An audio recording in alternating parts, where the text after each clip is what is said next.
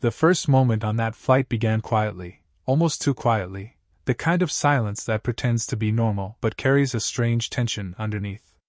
As the black leader stepped into the first-class cabin, there were no loud insults, no open confrontation, no dramatic outburst.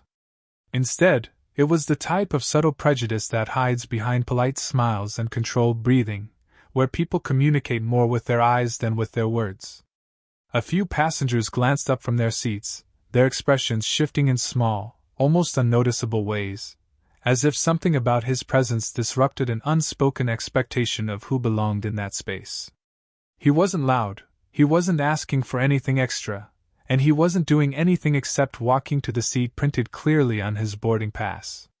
Yet the space around him began to feel like it was shrinking, as if he had stepped into a room where his existence required sudden justification. It started with a flight attendant who hesitated before greeting him, offering a smile that faltered too early.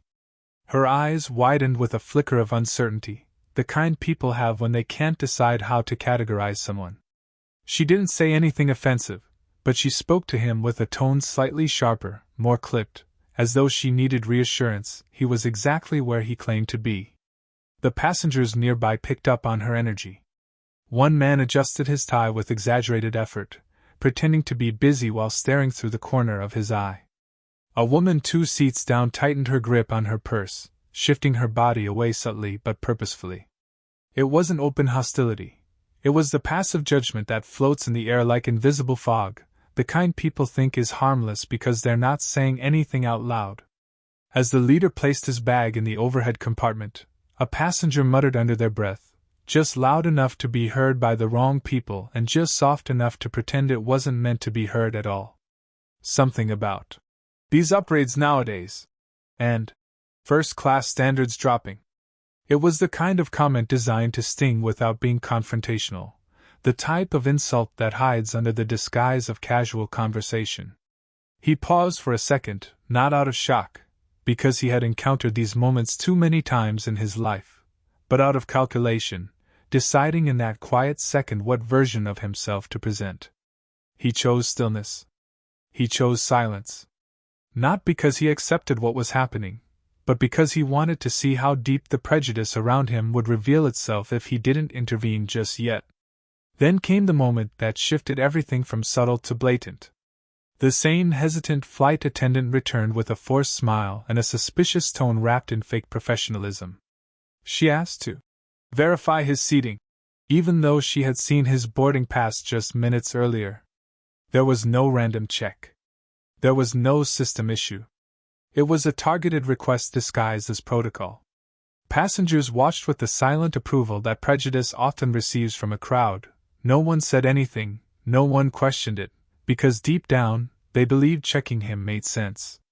The leader handed over his pass calmly, the ink on the paper already proving him right, but the flight attendant scrutinized it longer than necessary, as if waiting for the numbers to rearrange themselves into the answer she expected.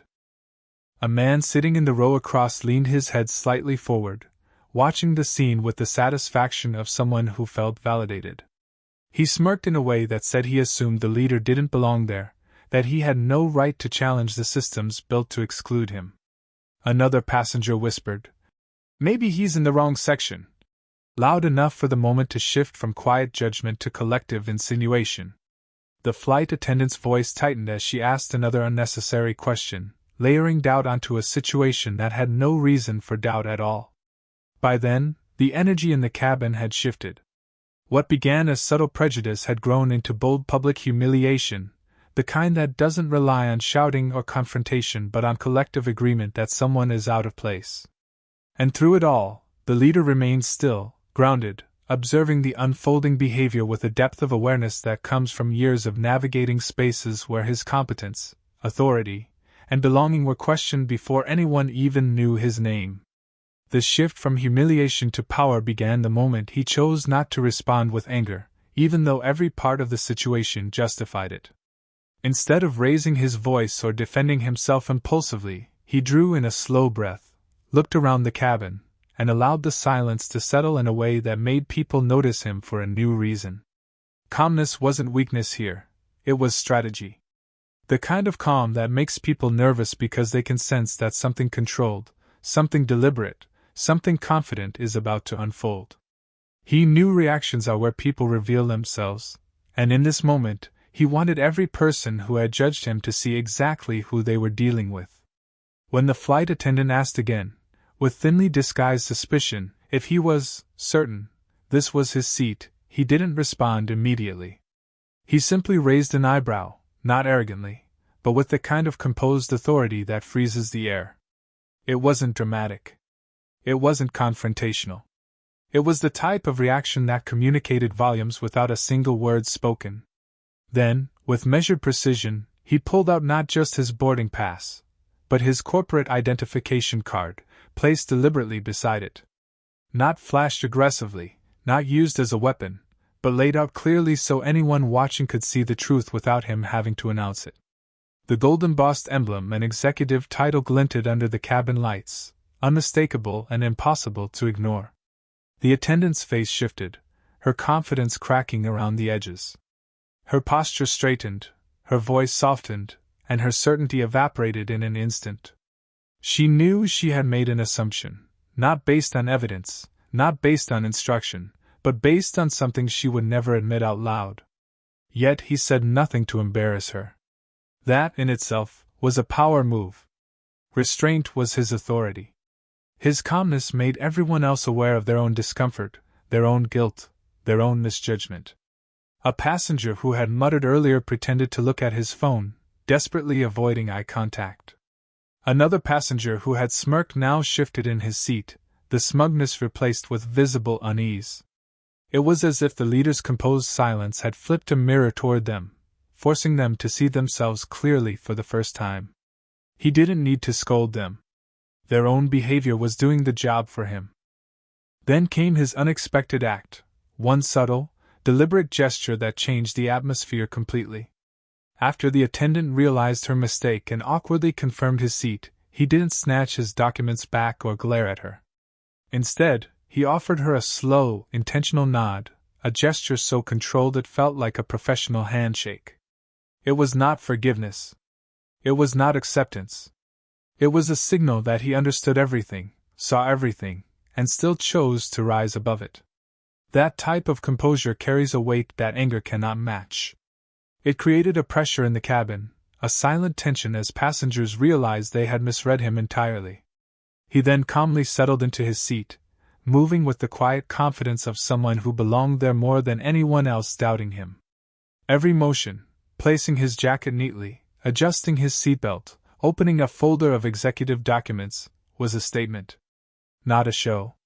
Not a performance. A statement of presence. His poise told the cabin that he didn't just belong in first class. He defined what belonging looked like. His behavior reframed the narrative without needing a single raised voice or dramatic call-out. The attendant tried to overcompensate, offering water, extra attention, forced politeness, but he didn't lean into it or allow the dynamic to shift into pity or apology. He kept his responses minimal, professional, dignified. That balance, firm yet calm, aware yet controlled, is what made the moment powerful. Everyone watching felt the shift. They could sense that the authority in first class now radiated from the man they had underestimated. They could sense that he had taken back the power without fighting for it. And most importantly, they could sense that he wasn't finished yet, because people who carry themselves with that level of calm dominance never stop at silence when a deeper lesson needs to be taught. The moment of realization didn't arrive all at once. It unfolded slowly, like a curtain being pulled back inch by inch, revealing a truth the passengers hadn't expected to face. At first, people tried to cling to their assumptions, pretending that the situation was just a misunderstanding, something minor, something that didn't involve them. But as the black leader settled into his seat with a presence so calm and self-assured, the energy in the cabin shifted in a way that no one could ignore. It wasn't the seat he occupied that changed things. It was the authority in his silence, the quiet confidence in the way he carried himself, the undeniable air of someone who had built a life far beyond what anyone in that moment had imagined for him. Passengers began noticing the details they had ignored earlier. The polished wristwatch that wasn't flashy but clearly expensive. The sleek leather briefcase that spoke of professionalism, not pretense. The meticulous documents he pulled out, graphs, charts, financial projections, that hinted at someone who made decisions affecting far more than this cramped cabin. One woman who had earlier shifted away from him now watched him with a slow, dawning awareness. She recognized the type of paperwork he was reviewing, high-level corporate strategy documents. Her eyes softened, the tension in her shoulders eased, and her earlier assumptions began dissolving into embarrassment. A man across the aisle, who had muttered about standards dropping, found himself unable to look away. The leader's composure unsettled him because it contradicted every narrative he had mentally constructed. Instead of someone out of place, he saw a man whose discipline, precision, and quiet authority made him appear more qualified to be in first class than most of the cabin combined. He watched the leader review financial statements with absolute focus, his posture straight, his expression thoughtful, his presence radiating competence. The man's earlier smirk evaporated, replaced with a sense of discomfort that crept slowly across his features. Meanwhile, a couple sitting diagonally from him whispered softly to each other. At first, they seemed hesitant, almost confused, as if trying to reconcile the image in front of them with the assumptions they had made earlier. The woman leaned closer to her partner and murmured that she recognized the name on one of his documents, an executive title from a major corporation she knew well. Her partner's eyes widened slightly, and he nodded, the realization dawning on both of them that this wasn't a man who got lucky with an upgrade. This was someone who likely flew first class more often than some of them even flew at all. The atmosphere in the cabin continued to shift as subtle respect replaced earlier prejudice. Passengers' body language softened. Those who had judged him at first glance now found themselves watching him with curiosity, maybe even admiration.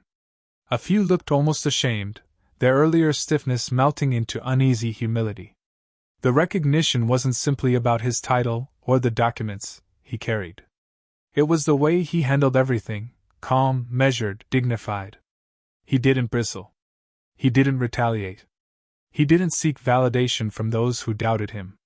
That level of composure unsettles people because it forces them to confront their own behavior without being confronted directly. The flight attendant who had questioned him earlier noticed the shift too. She approached him with a different posture, less stiff, more cautious, her voice softer as she offered another service. Her earlier confidence had been replaced by a nervous need to make things right, yet he responded with the same calm professionalism as before. That consistent character, steady and unbothered, made the passengers around him realize they had misjudged him not just as a traveler but as a human being. As more passengers observed him, their assumptions continued to unravel. They noticed the way he treated the staff, with respect, with patience, with a level of politeness more refined than anyone else in the cabin. They noticed the focus in his eyes, the efficiency in his movements, the intelligent calm radiating from him. They saw a man in control, not of others, but of himself. And in a world where self-control signals strength, this quiet leadership stood out more than any raised voice ever could. The passengers who had doubted him slowly realized the truth. They hadn't just misjudged his status or his right to the seat. They had misjudged his capability, his character, and the depth of his presence. Their silent prejudices had blinded them, but his calm authority had forced them to see clearly. This shift wasn't loud, dramatic, or confrontational. It was internal, personal, and deeply humbling for everyone watching. The shift from quiet observation to direct accountability happened so naturally that no one in the cabin realized the moment was building until it hit them squarely in the face. The black leader had not raised his voice, had not demanded anything, and had not even addressed the humiliation he endured. But true authority doesn't need volume, it needs timing. And when the timing came, it unfolded in a way that left the entire crew, and every watching passenger, unable to hide behind excuses or the comfort of pretending nothing had happened. It started when a senior flight attendant entered the first-class cabin for a routine check. She carried herself with a practiced confidence, scanning the area to ensure the service was running smoothly. But when her eyes landed on the tense posture of the junior attendant who had questioned the leader, she sensed something was off. Years of dealing with passengers had taught her to read an atmosphere, and this one felt heavy with something unsaid.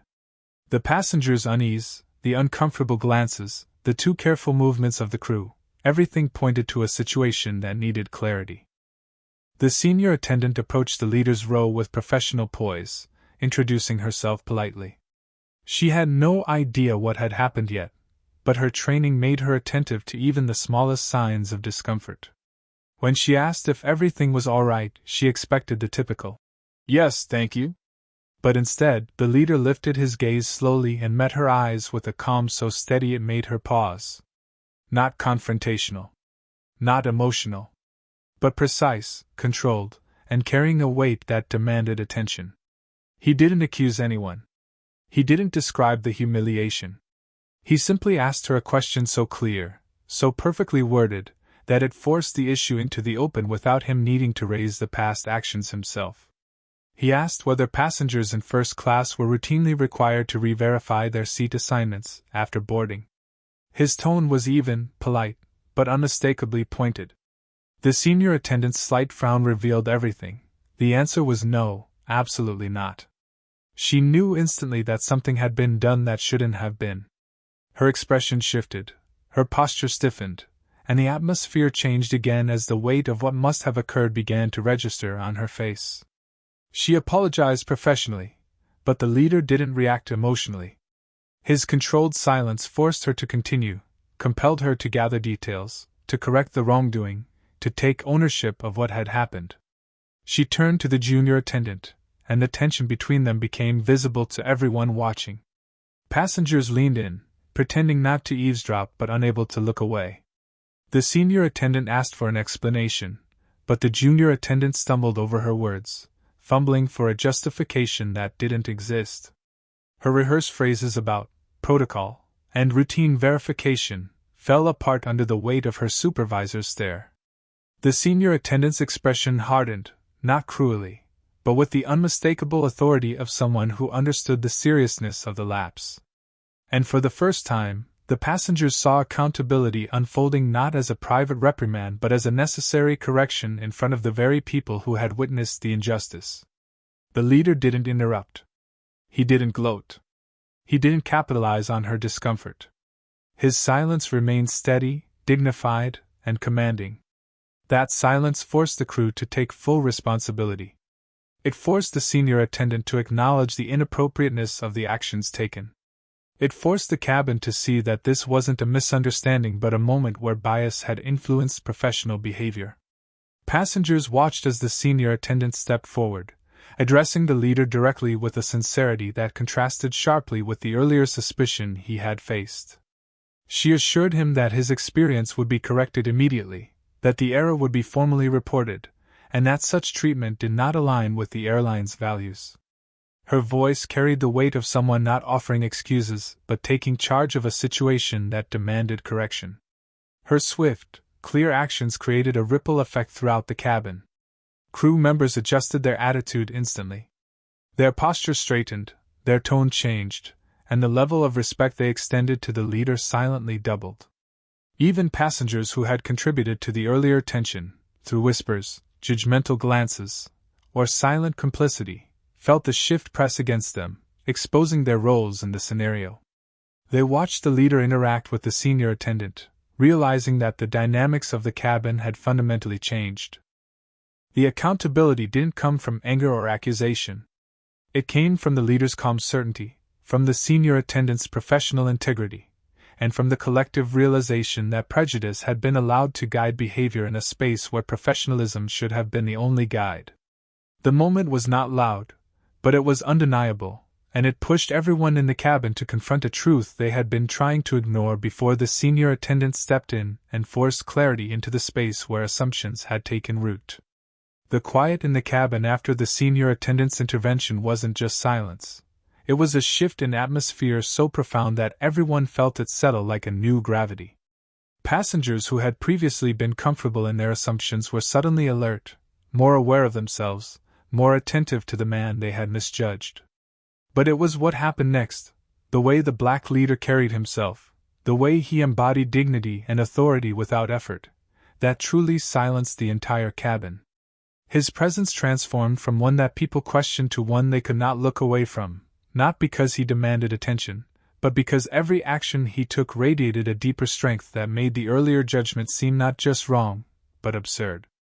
After the senior attendant apologized and assured him the matter would be addressed, he didn't react with bitterness or self-righteousness.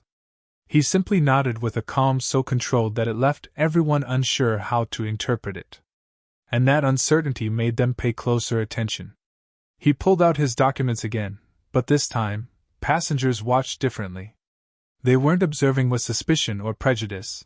They were observing with respect, with curiosity, with a quiet sense of having underestimated someone who clearly operated on a level they hadn't anticipated.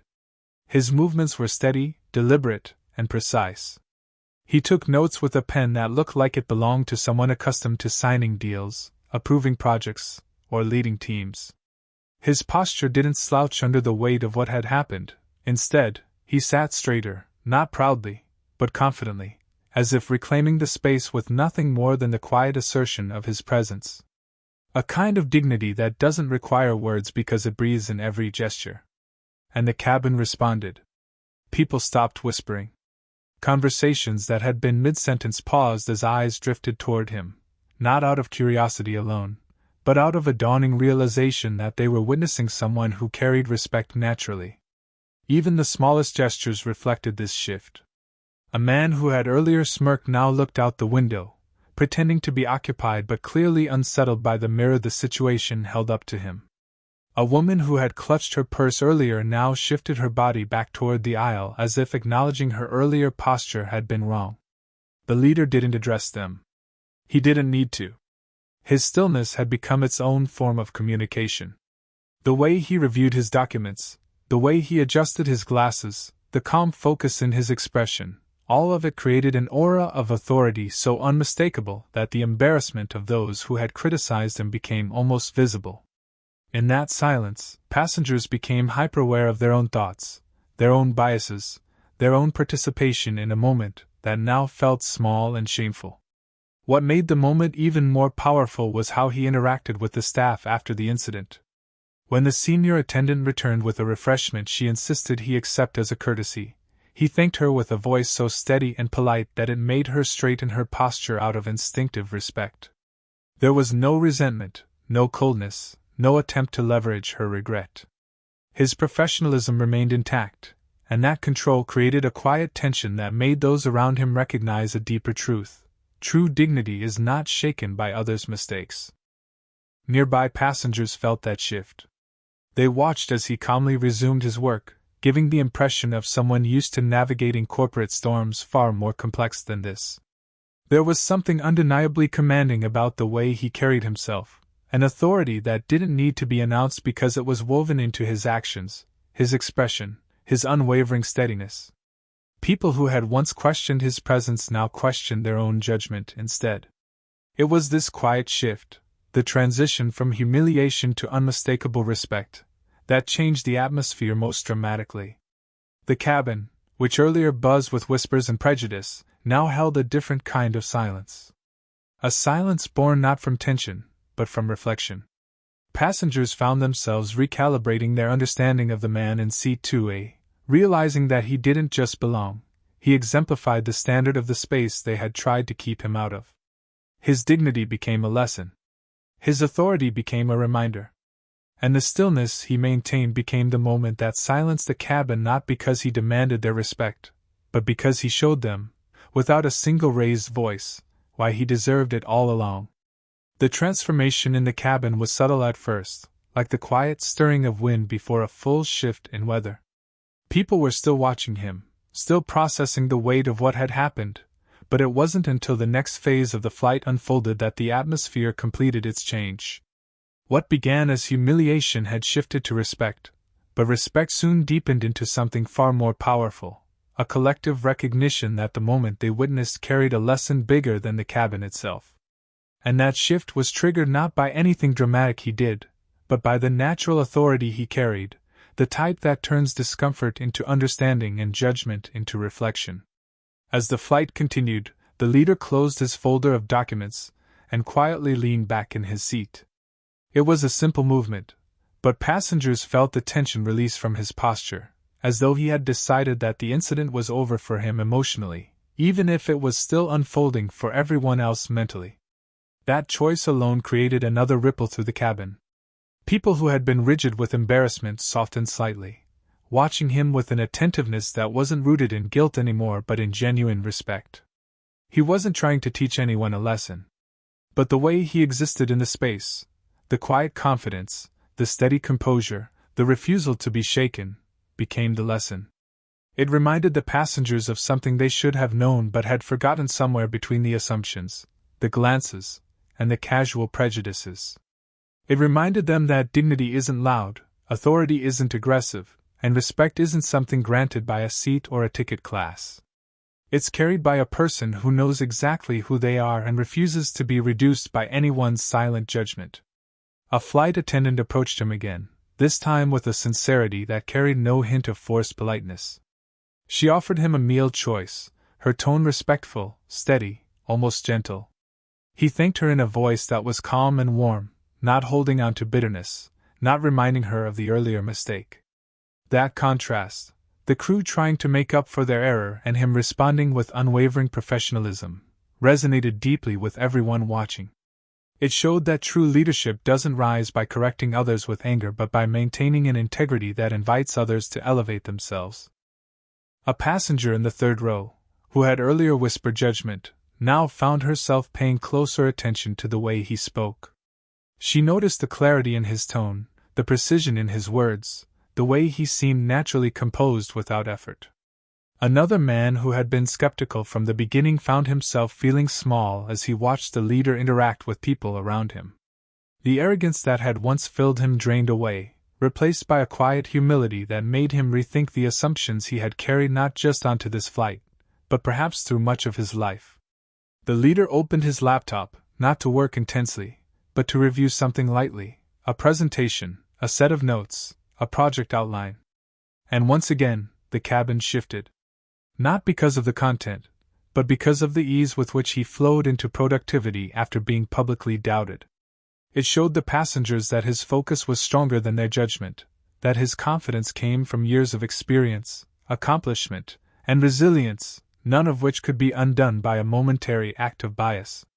As he typed, the glow of the screen illuminated his calm expression.